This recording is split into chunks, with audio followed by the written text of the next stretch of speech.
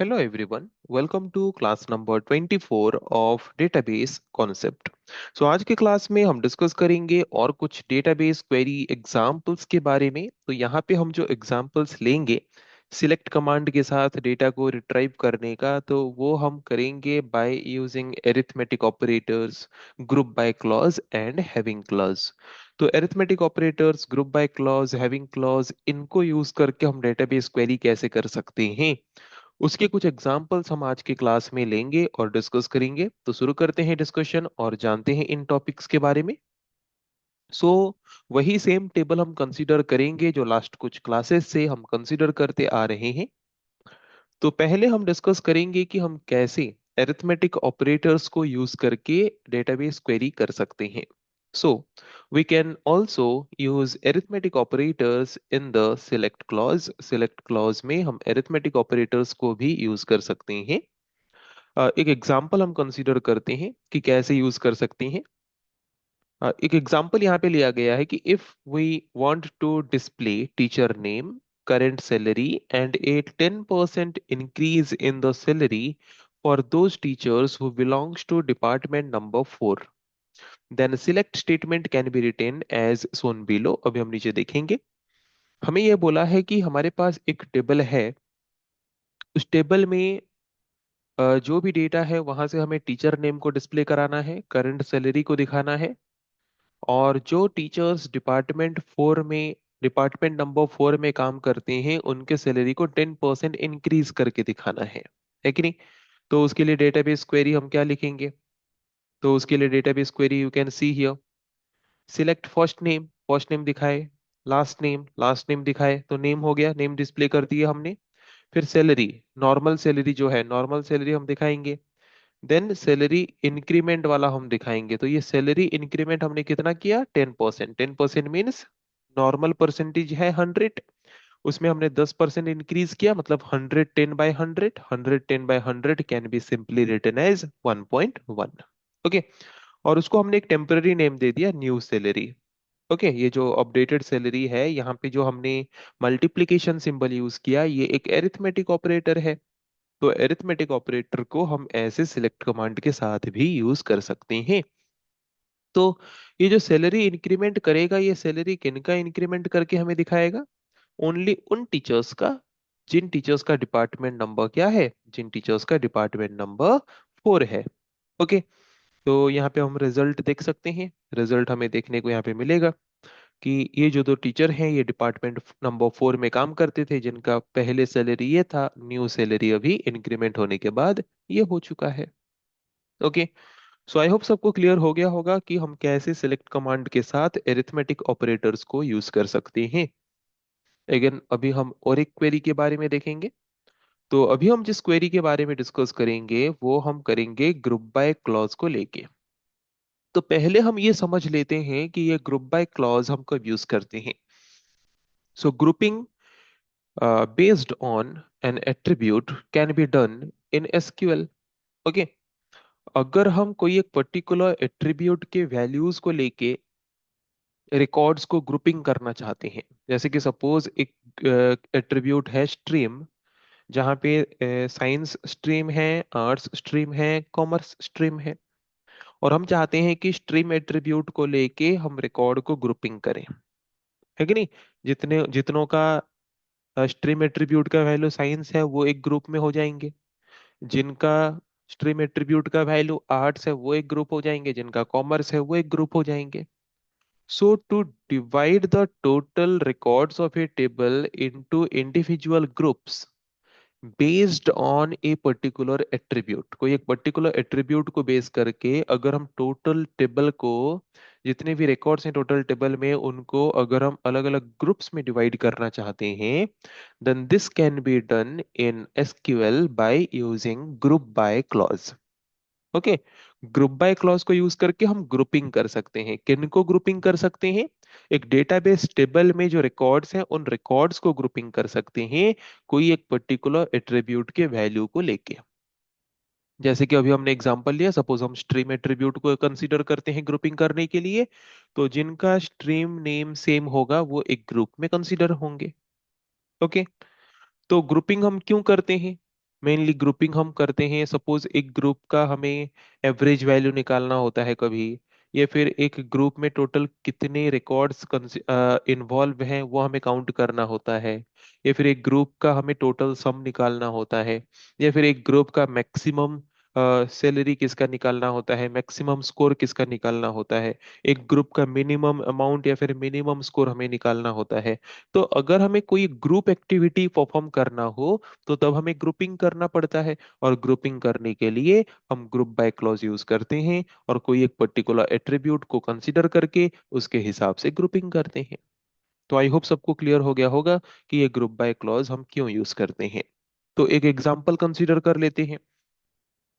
For example we have to find the number of teachers teaching in each department. तो यहाँ पे हमें बोला है कि हमें फाइंड करना है कि हर एक डिपार्टमेंट में कितने टीचर्स काम करते हैं। तो यहाँ पे ग्रुपिंग हम किसको लेके करेंगे, डिपार्टमेंट नंबर, या फिर डिपार्टमेंट नेम को लेके भी ग्रुपिंग कर सकते हैं, या फिर डिपार्टमेंट नंबर को लेके ग्रुपिंग कर सकते हैं। मतलब सेम सेम डिपार्टमेंट नंबर में जितने रिकॉर्ड्स होंगे वो एक ग्रुप में आ जाएंगे, और फिर हम काउंट कर लेंगे कि हर एक डिपार्टमेंट नंबर के ग्रुप में कितने टीचर्स हैं। तो वहां पे हमें क्लियरली पता चल जाएगा कि कौन से डिपार्टमेंट में कितने टीचर्स काम करते हैं।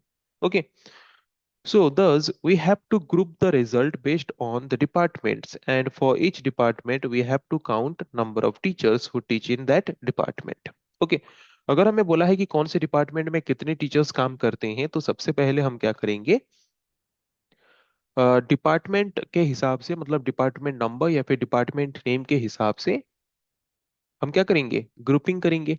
ग्रुपिंग करने के बाद हम वहाँ पे जैसे कि लास्ट कुछ क्लासेस में different type of group function या फिर एग्रीगेट फंक्शन हम पढ़ चुके हैं।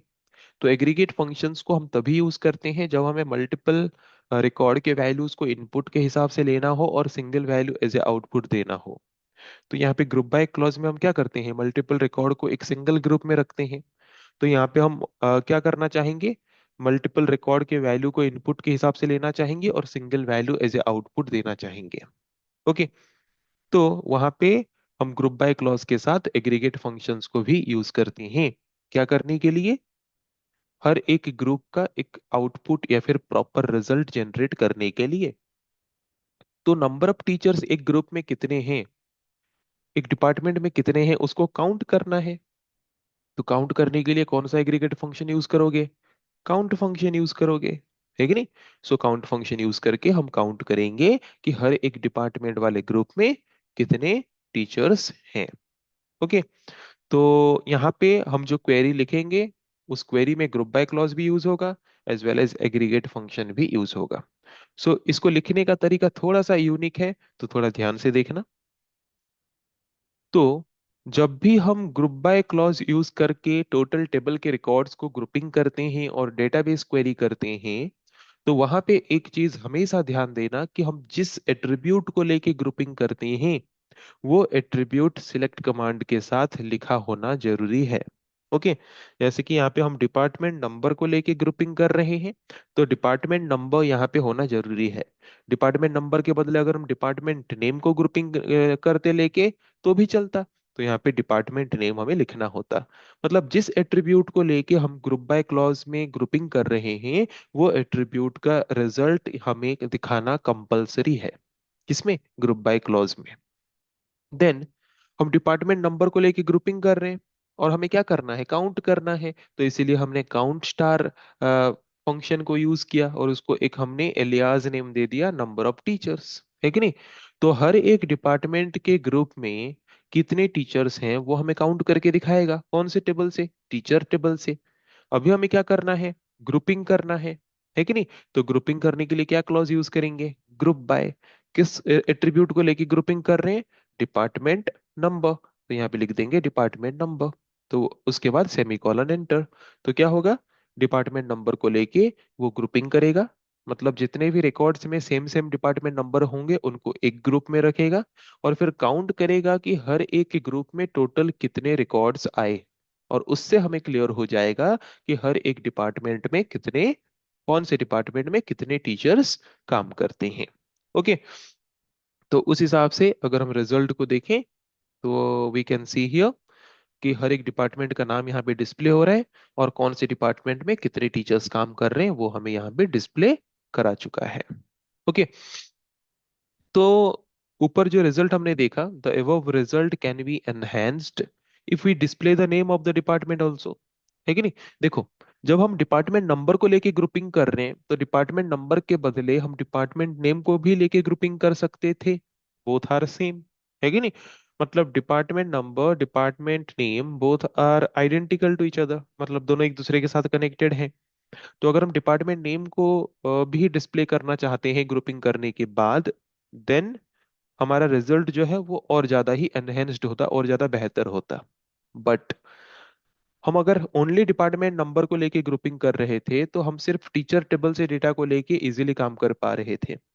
बट अगर हमें डिपार्टमेंट नेम भी हम ग्रुपिंग में दिखाना चाहते हैं, देन हमें डिपार्टमेंट टेबल को भी कंसीडर करना पड़ेगा। देन यहाँ पे हमें ज्वाइन ऑपरेशन परफॉर्म करना पड़ेगा, है कि नहीं।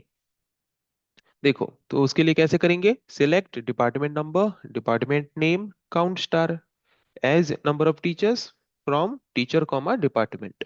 ओके, दोनों टेबल से लेंगे। तो जब हम ज्वाइन ऑपरेशन परफॉर्म करते हैं तो वहां पे हमारा कॉमन कंडीशन होता है, दोनों टेबल में जो कॉमन एट्रीब्यूट है उनमें इक्वलिटी होना चाहिए, है कि नहीं, ताकि क्रॉस ज्वाइन ना हो जाए।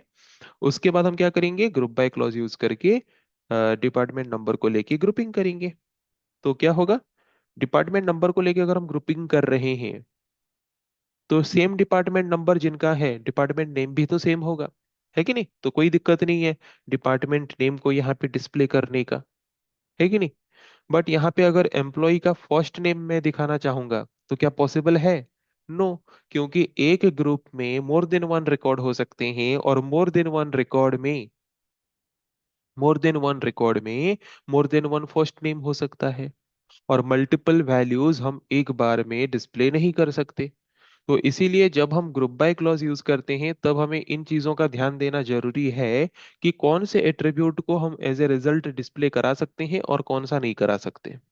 ऐसे एट्रीब्यूट्स को हम रिजल्ट में डिस्प्ले करा सकते हैं ग्रुप बाय क्लॉज के साथ जिन एट्रीब्यूट्स को ग्रुप करने के बाद भी उनमें सिंगल वैल्यू कंटेन होता है।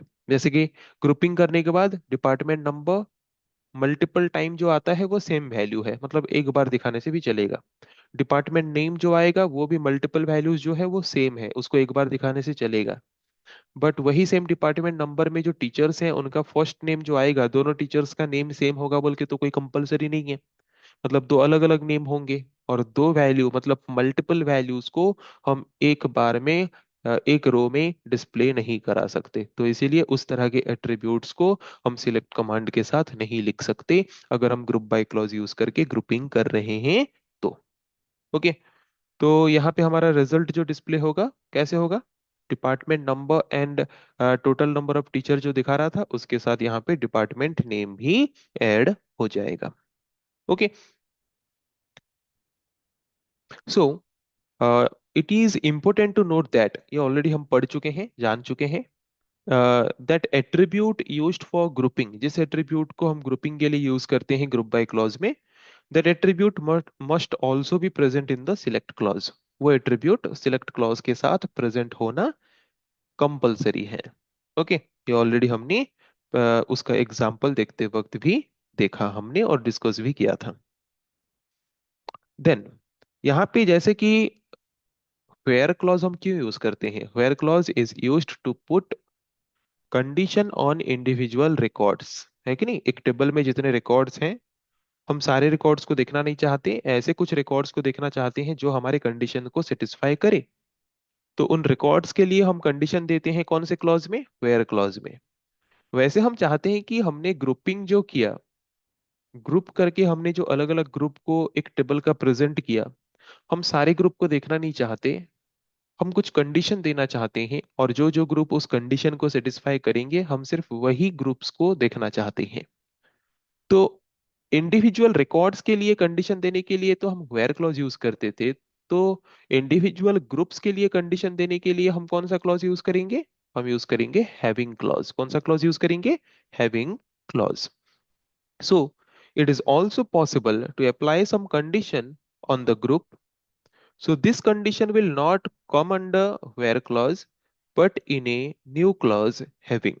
ओके, हम जैसे इंडिविजुअल रिकॉर्ड्स के ऊपर कंडीशन अप्लाई कर सकते हैं, वैसे ही हम इंडिविजुअल ग्रुप्स के ऊपर भी कंडीशन अप्लाई कर सकते हैं। बट इंडिविजुअल ग्रुप्स के ऊपर अगर हमें कंडीशन अप्लाई करना है तो हम वहां पे वेयर क्लॉज यूज नहीं करेंगे, वहां पे हम यूज करेंगे हैविंग क्लॉज। कौन सा क्लॉज यूज करेंगे? हैविंग क्लॉज यूज करेंगे। ओके, तो यहाँ पे हम एक एग्जांपल ले लेते हैं डेटाबेस क्वेरी का। So we have to find those department which have more than one teacher. हमें सिर्फ उन डिपार्टमेंट का नाम देखना है जिन डिपार्टमेंट में एक से ज्यादा टीचर हैं। मतलब मुझे उन डिपार्टमेंट का ग्रुप का डिटेल्स ओनली देखना है जिन डिपार्टमेंट ग्रुप में एक से ज्यादा टीचर हो। ओके, तो उसके लिए कैसे करेंगे? ये जो हमने क्वेरी लिखा था ये तो एग्जैक्टली सेम रहेगा, ये कोई चेंज नहीं होगा। इतना तो ऑलरेडी हमने लिखा था लास्ट क्वेरी में भी। यहाँ पे हम एक्स्ट्रा बस ऐड करेंगे having clause. Okay, so having clause में हम क्या देंगे कंडीशन? कि जहां पे काउंट स्टार, ये काउंट स्टार की जगह पे हम एलियास नेम भी लिख सकते हैं, नंबर ऑफ टीचर्स। ओके, ये काउंट स्टार की जगह पे ये नंबर ऑफ टीचर्स भी लिख सकते हो। सो हैविंग काउंट स्टार और number of teachers greater than one, जहां पे नंबर ऑफ टीचर्स की जो काउंट है वो ग्रेटर देन वन है, बस उस ग्रुप के वैल्यू को वो क्या करेगा? डिस्प्ले करेगा। ओके, और यहाँ पे देख सकते हैं हम रिजल्ट। ओके, कि जिन जिन ग्रुप्स का जो नंबर ऑफ टीचर का काउंट है वन से ज्यादा है, बस उन डिपार्टमेंट को यहाँ पे वो डिस्प्ले कर रहा है, उन डिपार्टमेंट के ग्रुप को यहाँ पे वो डिस्प्ले कर रहा है। अभी हम देखते हैं, अगर हम चाहते हैं, सपोज एक डेटाबेस टेबल हमारे पास है और उस डेटाबेस टेबल से हम जिस डेटा को क्वेरी कर रहे हैं वो डेटा उस टेबल में नहीं है, तो तब वो टेबल हमें वो डेटाबेस क्वेरी हमें क्या रिजल्ट रिटर्न करेगा? Empty set. क्या रिटर्न करेगा? Empty set. So A select command can also result in an empty set. Select command को यूज करके अगर हम डेटाबेस क्वेरी कर रहे हैं तो हमें एम्प्टी सेट भी एज ए रिजल्ट मिल सकता है। ओके, जैसे कि एग्जांपल हम यहाँ पे कंसीडर करते हैं कि यहाँ पे बोला है retrieve the name of teacher with ID 115। हम जानते हैं हमारे टेबल में सबसे लास्ट जो आईडी था वो 114 था, तो 115 आईडी वाला कोई टीचर है ही नहीं, तो ऐसा कोई डेटा हमें टेबल से मिलेगा ही नहीं। तो अगर हम ऐसे डेटाबेस क्वेरी करेंगे तो वो हमें क्या रिटर्न करेगा? Empty set. Okay, so select star from teacher where teacher ID equal to 115। तो वो चेक करेगा कि टीचर आईडी 115 किसी का है ही नहीं, तो वहां पे वो हमें रिटर्न करेगा ऐसा कोई रिजल्ट है नहीं हमारे पास, तो इसीलिए वो हमें सिंपली क्या लिख के देगा? वो हमें सिंपली लिख के देगा empty set. Okay, so I hope आज के क्लास में हमने जो जो टॉपिक डिस्कस किया वो सबको क्लियरली समझ आ चुका होगा। सो नेक्स्ट क्लास में हम डिस्कस करेंगे ऐसे और कुछ टॉपिक के बारे में। आज के लिए इतना ही। Thank you.